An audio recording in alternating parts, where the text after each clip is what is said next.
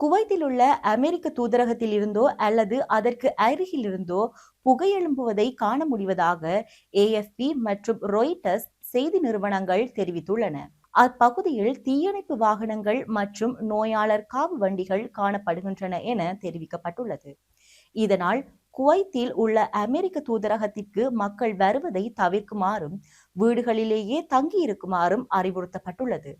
அமெரிக்க தூதரகத்தின் இணையதளத்தில் வெளியிடப்பட்டுள்ள வழிகாட்டுதலில் தூதரகத்திற்கு வர வேண்டாம், உங்கள் இருப்பிடத்திலேயே பாதுகாப்பாக இருங்கள், ஜன்னல்களுக்கு அப்பால் கட்டடத்தின் மிக கீழ்த்தளத்தில் தஞ்சம் அடையுங்கள், வெளியே எங்கும் செல்ல வேண்டாம் என்று குறிப்பிடப்பட்டுள்ளது.